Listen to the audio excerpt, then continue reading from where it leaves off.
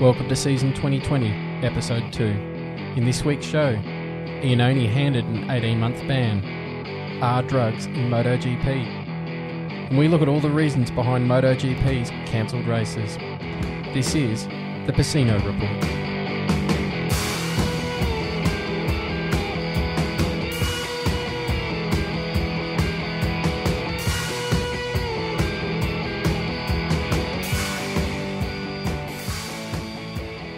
Hello and welcome to the Pecino Report, the official podcast of PecinoGP.com, hosted by me, David Gill.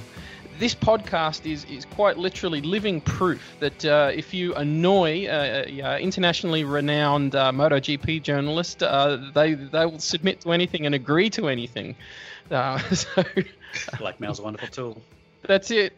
I can't do this podcast on my own. I've got two wonderful co-hosts, but the glue that pulls all this together is the man himself, Mr. Manuel Pecino. How are you, my friend?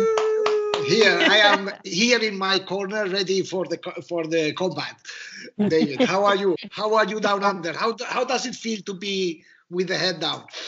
Exactly right. Last time we spoke, you were walking around your house with your selfie stick. You were doing running around. I was appreciative you had clothes on, but you were doing laps in your garden. You were doing laps in your lounge room. Is this normal?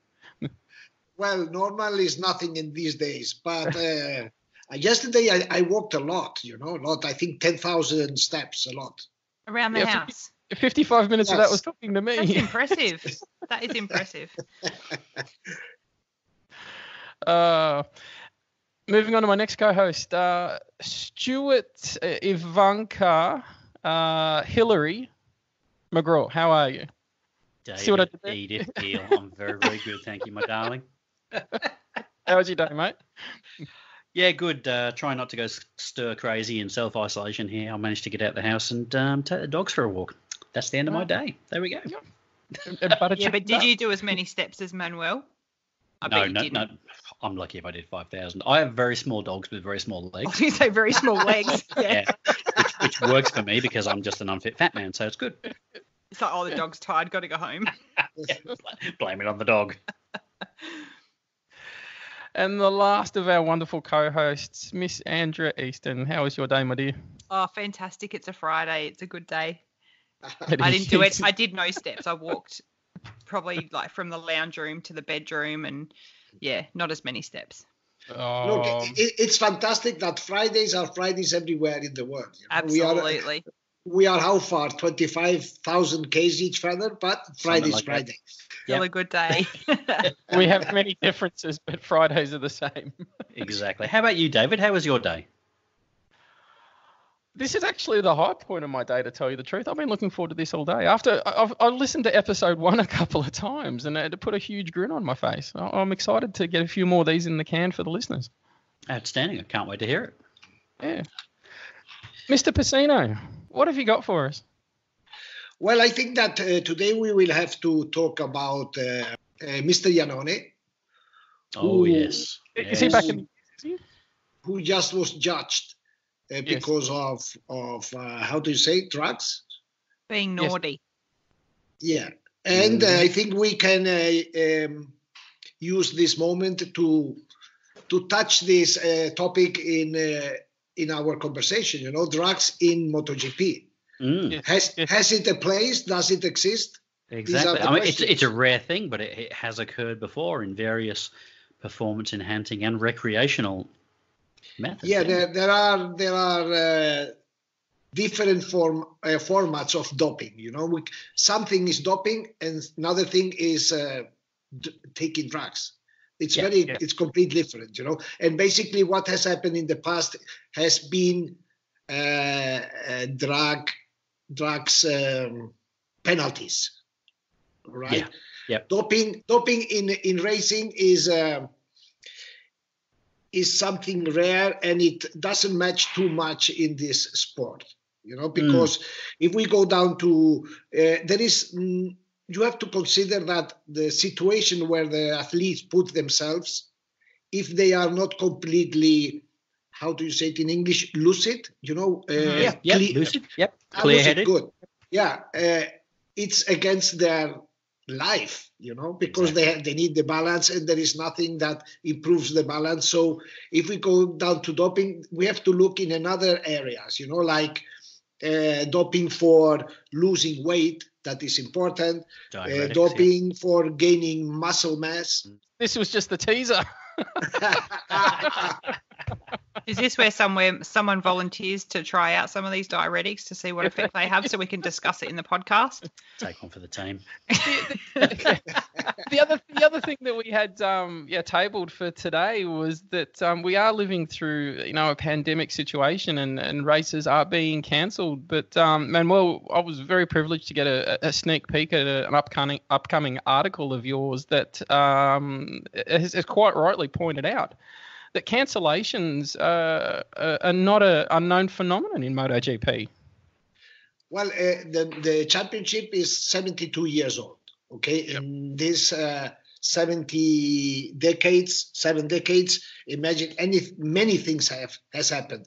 It's true that not as important as now, but various different reasons of all types have made that races have been cancelled, postponed, red flagged. We can go through this later if you think it's interesting. That's actually the one that I'm looking forward to out of the three topics today. I said all three I can't wait to get my teeth into. But as I said, I had a sneak peek at that article, and it absolutely it grabbed me by the throat. I just didn't realise sort of how deep and how wide the delays and the cancellations had been for MotoGP. So stick around for another 20 minutes, and we'll get stuck into that one. On to the big one, though. Iannone's drug ban has been handed down. This is going to have shockwaves through the industry. The accidental drug cheat. Where does he go from here?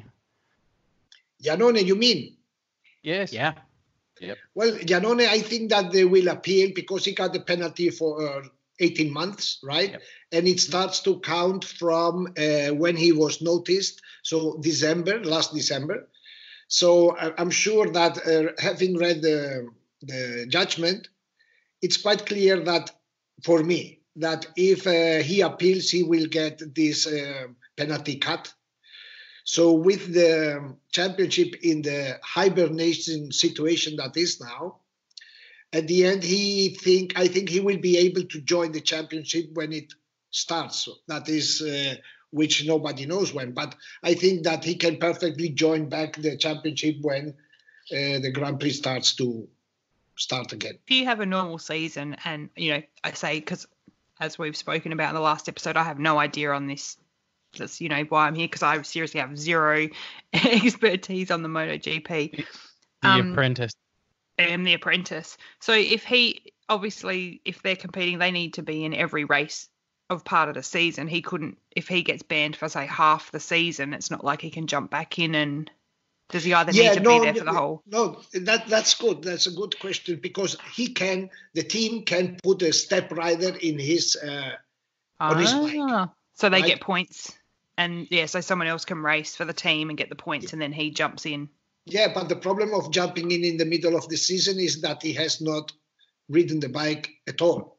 So he will not have the pace, the speed, and he will need time to get back to the physical condition. So it is not worth, not worth unless you are a super top rider like Valentino in this. But a normal rider, if he loses the first 5-6 races, he is gone. So is he can obviously go off and ride on his own, or is he banned from? No, look, what makes this sport different from the others, like Formula 1, is that you cannot train outside of the racing, because there are no machines. There are no things where you can train. You can ride a normal bike, but the normal bikes, what you do on a racing bike, completely different. Yeah. There is nothing that will prepare you for it. It is next level. Yeah. So it is harsh, really, regardless whether he's out for a whole season or not. It's massive. Yeah, you need to ride the bikes. You cannot just jump in the middle of the season and pretend to do it well. And I suppose you miss so much, yeah. Yeah. So if the decision does go to appeal and does come back as being essentially annulled, how will the team and how will the sponsors react to that? Will they take it as everything moves on, or do you think there will always be a shadow? Well, you know, the teams are like the politicians. If the things look good, they will stick on the rider. If it turns around, they will lose the wire. You know what I mean? Yeah. So far, Aprilia said, no, we stick to our rider because we trust, we believe. If the appeal doesn't come positive for them, they will just turn around, turn their back, and bye-bye, Mr. Iannone. Next. Yep.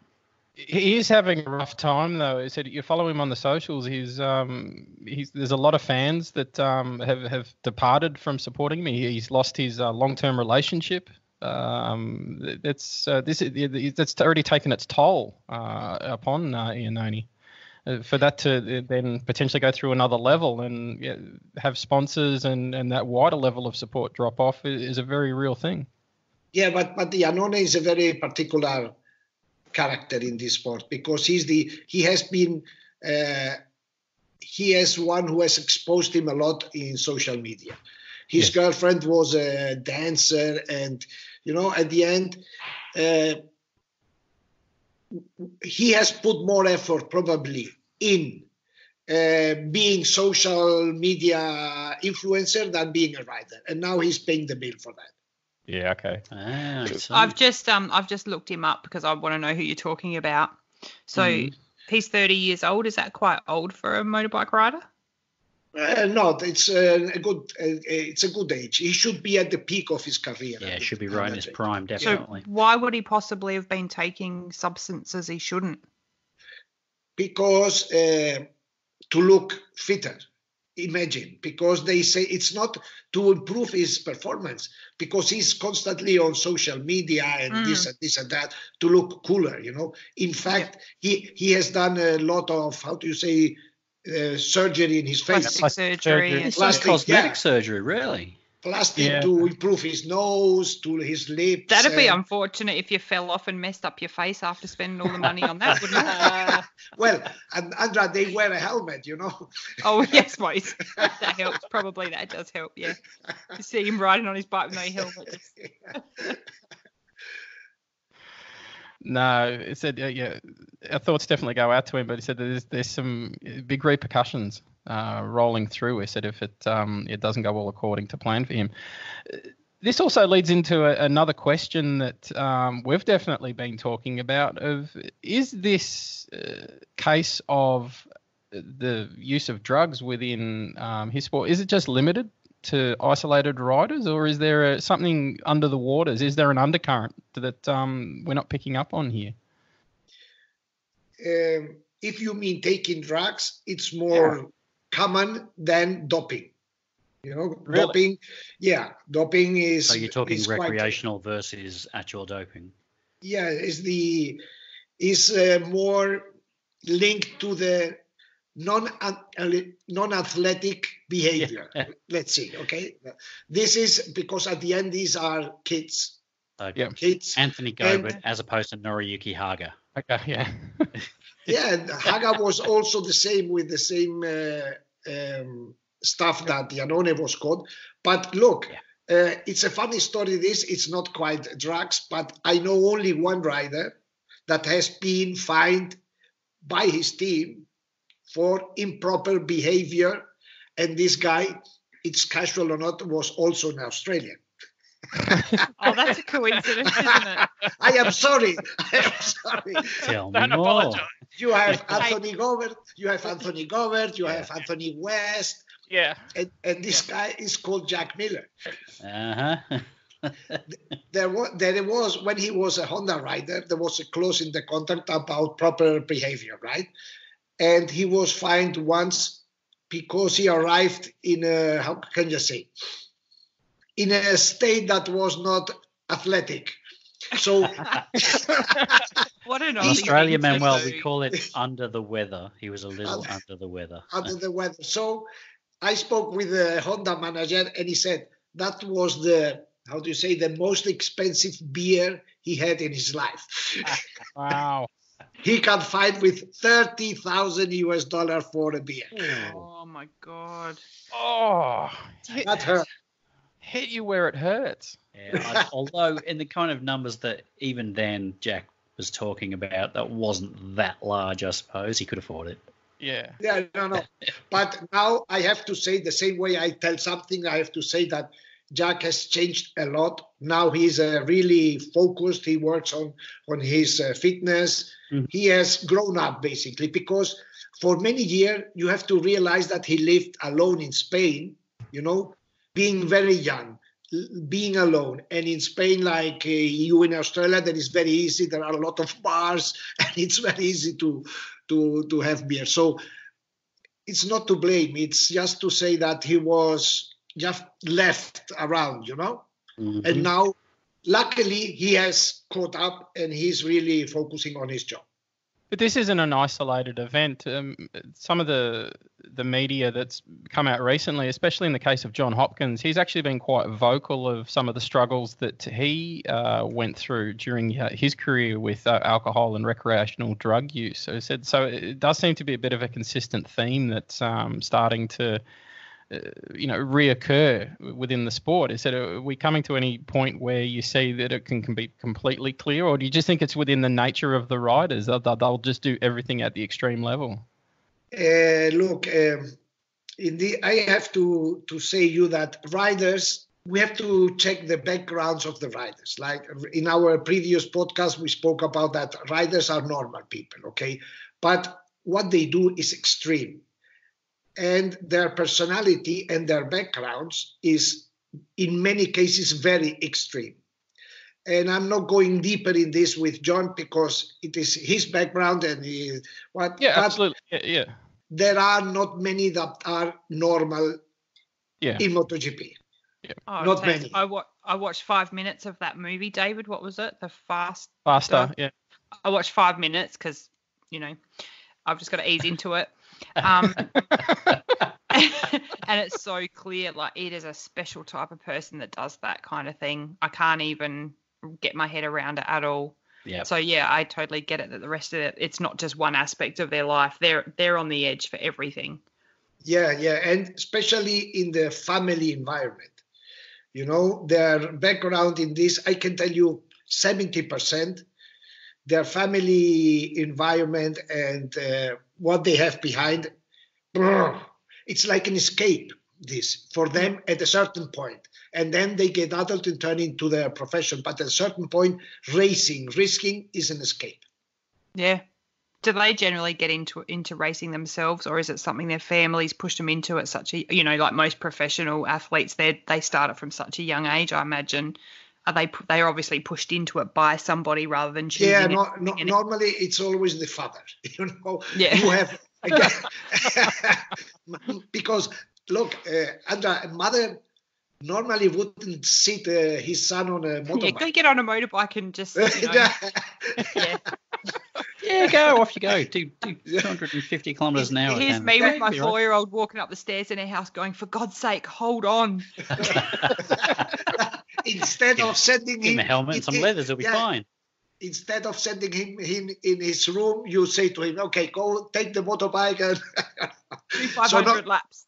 So normally it's down to the parents, to the fathers. Look, again, going back to the Aussies. The Aussies, the example is Casey Stoner. Casey went to Europe when he was 13 to race. Wow. And he went with all his family. So when he was 13, basically somehow the family depended on his results. So imagine the pressure for a 13-year-old kid, to get, hey, you have to win. And Casey's father was super strict with him, super rough, super strict. On the grid, he used to yell at his son, you have to do well. Blah, blah. So 13, 14, imagine the pressure they have to support. Yeah. It almost borders on unfathomable. You couldn't get your head around. Yeah. Crazy. So the question I've got for you, Manuel, would a solution to this be breathalyzers on pit lane before they go out? They've got to blow clear. Sorry, I didn't understand. Interlocks on all the bikes, Dave. Is that what you're saying? So before they're your allowed, bike does. Is that where your bike? It doesn't start if you before don't they're blow allowed the out for practice imagine? and qualifying, they get to the end of pit lane. There's a marshal there. They take their helmet off and they're given an alcoholic breathalyzer. Oh, that would be terrible. That would be imagine the image for the show. That's something they should implement at work. Yeah. Your pass doesn't work if you don't pass. But a MotoGP race with 3 riders Yeah, would be no. At absolutely the terrible. end, look, these are a lot of these episodes are very exceptional. Luckily, I think much less than in other sports because they risk their lives. They cannot play with this stuff. Mm. So it's a sort of a hot topic for me and my life, but we've talked about sort of, some of the reliance and some of the fallback that some of the riders have upon alcohol and recreational drugs. But is there, and you said, they do come from families sometimes that are unbelievably pressured and unbelievably dysfunctional in some ways. Do the riders, from a mental perspective, is that stepping up? I mean, we've seen Petrucci and Dovizioso, who are now employing full-time psychologists. Is this something that's spreading, or is this something that is only used by a handful of riders? No, all of them. Look, you are into sport. In other sport, I know that you are very follow sport. At this level, the difference is the emotional control. Yes. Because all these, consider that in MotoGP there are the 22 best riders of the whole world. Okay, yeah. All are incredible, strong, good, prepared. If they reach this, they are super prepared. Imagine how many others got lost in the way up there. Yeah. Okay, yeah. So yeah. when they are there, the difference is the mental control. And this is in any big sport. In tennis, for example, this is a huge example. Imagine how a tennis player, what makes different Nadal and Djokovic, the control, the emotional control when they are there. Nadal, he's hot. Sorry.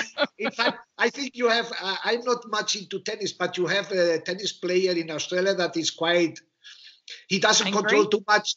Nick Kyrgios. Yes, his emotions, no? Yeah, he's very emotional. He's very passionate. We talk about him. He's starting to grow up. Yeah, he's a good example. Yes, exactly. Yeah. Manuel, one question I've got. You talk about there being psychological coaches for each of the riders within the teams. Is there any sort of psychological assistance from the actual MotoGP level of things? So if somebody outside sees that one of the guys is starting to have an issue, they can intervene and look in. There's no duty of care there. The psychologists are not part of the teams. Basically, they are outside from the sport, so they see things much more in a different level. They are not into the sport. In fact, look, I work in an Italian TV program, and we will have in the program Dovizioso's psychologist. Dovizioso, you know where he lives? In Chile. There's a lot of video conferencing. Exactly right. So again, it has to be persons that are not involved and contaminated by the sport. They wouldn't be able to do their job properly, would they? Exactly. Yeah. Right, but does the MotoGP division in and of itself have a duty of care to look after these guys and intervene if they see a car crash coming, like psychologically? No, everyone is by its own. Is by its own. The other day, I think I was speaking with Danilo Petrucci, and he went through a program, and they realized that the moment of more stress of a rider, for example, after analyzing his everything, is when a rider has somebody in his back. Understood. Yeah. Sleep. Yeah.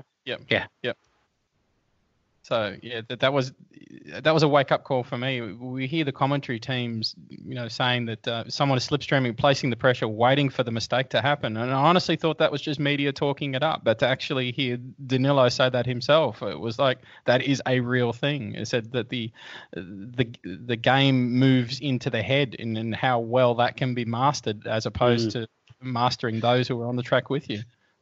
Because look what, just imagine something. A race takes how long? It takes around 40 minutes, right? At 40 minutes, they are riding at over 300 km per hour. At the end of the race, they finish within 1 second, 1/10, 2/10. Yep. Imagine 1/10. If you divide 1/10 in 20 laps, how much is this per lap? You have to realize how tight the things are and how much pressure they have. One mini mistake, micro mistake, you lose the race. The reason that we've been speaking recently of the Italian Moto is now doing evening interviews with the riders as a part of the pandemic situation we find ourselves in. It was quite, listening to Manuel the other day, it was quite unprecedented access, and apparently the riders are really warming to this process of something that's a little less informal. They're almost around the campfire and able to sort of talk a little more openly and freely. I think this is unfortunately, the whole thing is in Italian, so we're relying on the Manuel to. Well, I think did they have Vinales on yesterday? Was that who? What was he on yesterday? We had Vinales, we had Danilo, we have had many managers, we had Carlos Checa, and let me tell you something. This format. Tonight, I'm going to have my first live chat with Brazil. Wow. Okay. So it works all around the world. And I have also contacts in Indonesia, and I will start doing it with the Indonesian fans as well. So in a certain way, this has opened a new way to communicate this situation. So you're interviewing Anthony West in Brazil? I don't think he speaks Brazilian yet. Anthony doesn't speak anything that most of the population can recognize at this point in time.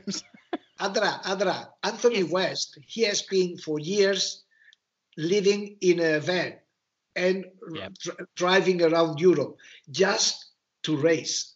Wow. Where's he from? Australia. He's Aussie. I was going to say it sounds like a pretty Aussie name. Yeah.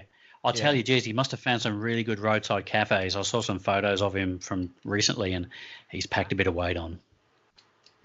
Cold over there, isn't it? One or two buffalo wings. He's got some of these just under the chin, under the cheeks going. I was like, whoa. Maybe it was the camera angle. You shouldn't be so hard. It was one of those wide angle lenses. That's what it was. The thing with Anthony that breaks my heart was that in his day he was blindingly fast.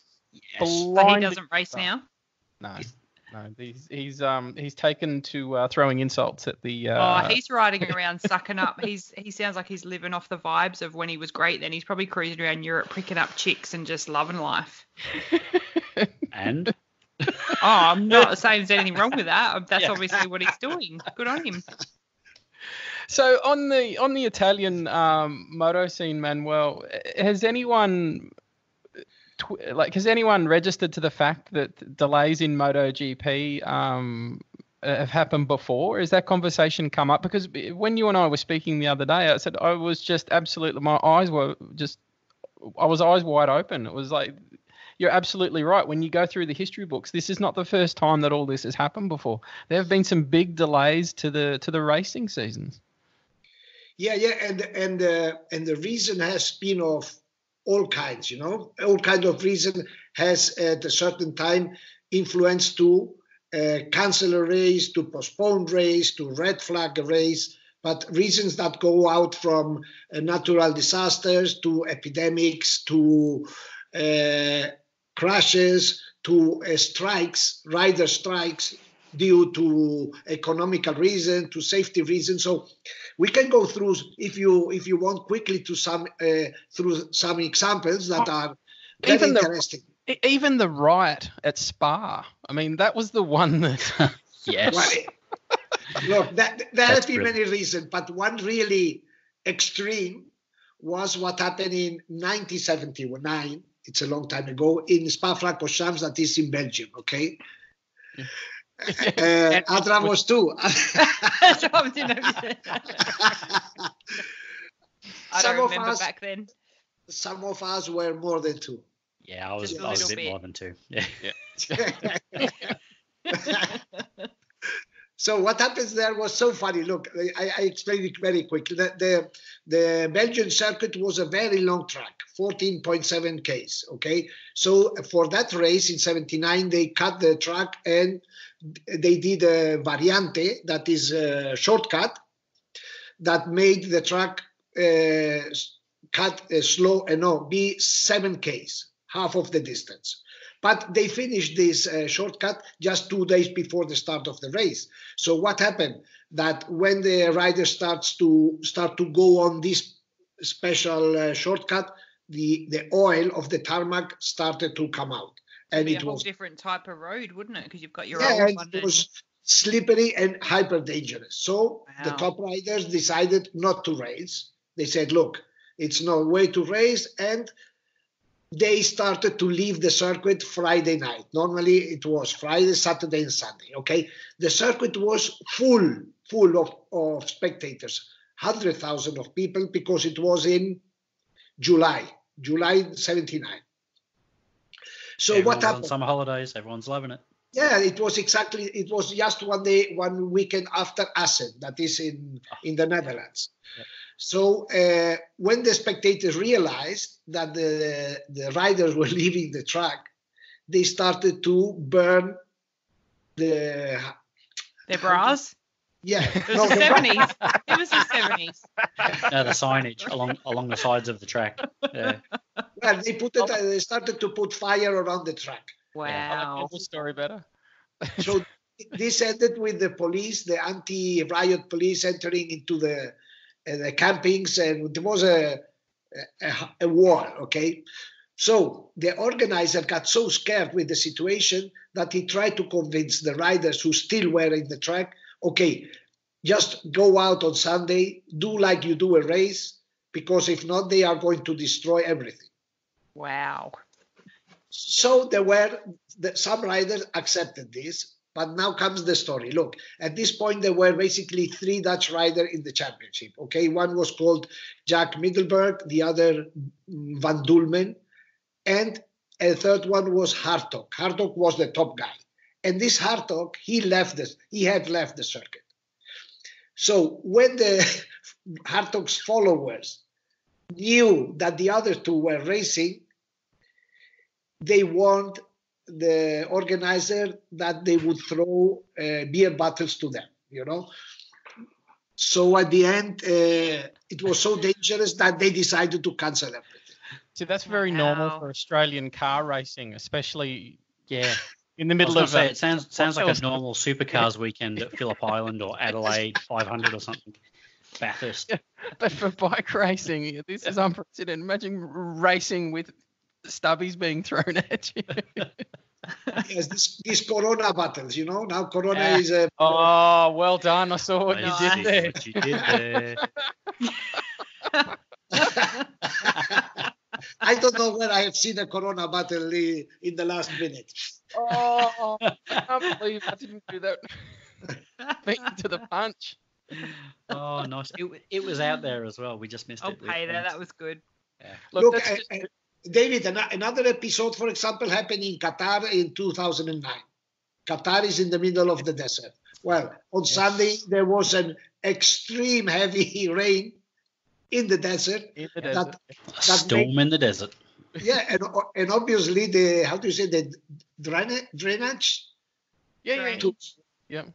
The drainage of the circuit was not prepared. Who would build a circuit in Qatar with the drainage? Nobody. On buildings in the desert. So they had to postpone the race on Monday. That has been the only race in the 72 years of the championship that was held on a Monday. And many of these other examples were there. I want to be clear. This is just tip of the iceberg. Going through the list that you were able to produce, there were some fantastic examples. There was cancellations due to over 1 meter of snow. The list was, the work you'd done on that piece, Manuel, was a real tribute to you. Thank you very much. Thank you. And there is one, the last one, allow me to explain it, that for me is amazing. That was the Japanese Grand Prix in 2010 was postponed because of a volcano that in Iceland. That is how much? 15,000 Ks from each but remember that all the atmosphere was contaminated with the smoke of the volcano. Wouldn't they just have to change flights? Go for something around the world. Yeah, they were cancelling all the flights all around the world. There was planes going down with volcanic ash in them, and volcano falafel or whatever it was called was the root cause. Yeah. They scored 250 on a triple word score. Yeah. Exactly. It's Can got you spell it? J's Can next and a Z. Can you spell it? Yeah, 2 chances. And here's my memory struggling to go back beyond, was it Silverstone a couple of years ago when they ended up cancelling. They were talking about run that one on a Monday, but they just ended up cancelling that as well, didn't they? You see what I mean, Stu? Once you actually put your mind to it, there are a few out there that have come back. I find that quite, being in the current climate at the moment with the whole coronavirus thing, because you sit there and go, oh my God, the whole world stopped. This is brand new. We've not seen this before, but there's so many different examples of where things have had to stop. History's repeating itself. Yeah, but Andra, things have never been as extreme as they are now. Oh, true. Absolutely. Yeah, the situation now is crazy. And still going back to Silverstone, it's funny because the reason to cancel Silverstone was the same than to cancel the Qatar Grand Prix. There was no drainage in Silverstone. Yeah. That's what made me think of it, yeah.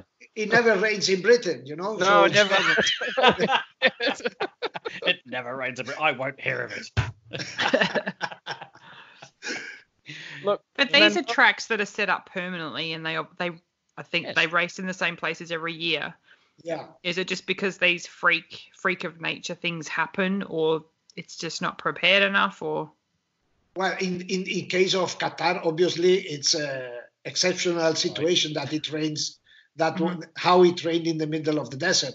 But I think that in England it rains quite often, so it was just like the track was not prepared. Yeah. They had to resurface the track. Yes, that's what I was going to say. Exactly, they resurfaced it, but they hadn't done the drainage properly, and they hadn't grooved the track properly or something. Yeah, it was clearly wrong work done. Very clearly, and very expensive. They had to pay a huge bill for that. Yeah, you wouldn't want to be that contractor. Oh. Exactly right. I think that's a great point to end on, ladies and gentlemen.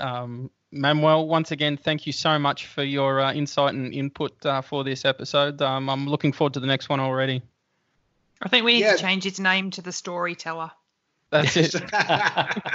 That's why he's got it. Andra, we did say in every scenario you just get Manuel going, and there's always a story. It's brilliant, and like we mentioned, with me not knowing anything, I could just sit here and just listen to you for hours, Manuel. It's a pleasure.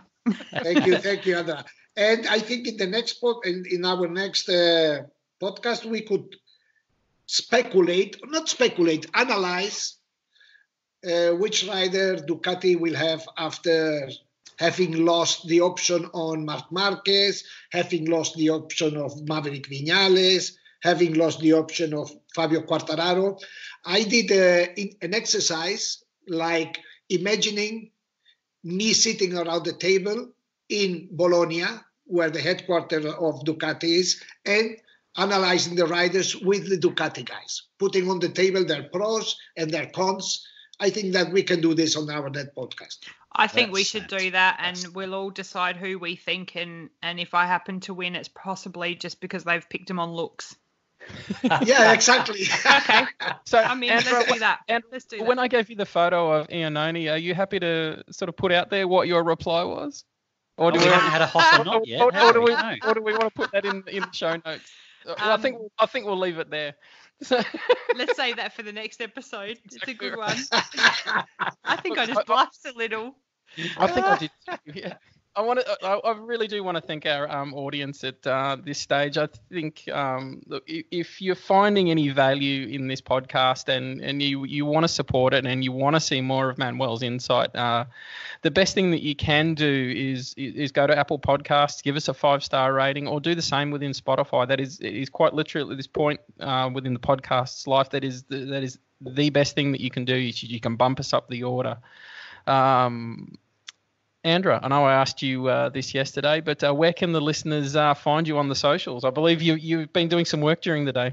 Oh, you know what? I was so busy today that I spent all this time working out my Instagram because I'm obviously up with all the tempo stuff. Cool kids. I am. All like last night, I had to get my son to come and help me to set up the computer, and he just walked in and he pretty much turned the speaker up on the laptop and went, "Mum, you're old now." I had to ask him for help.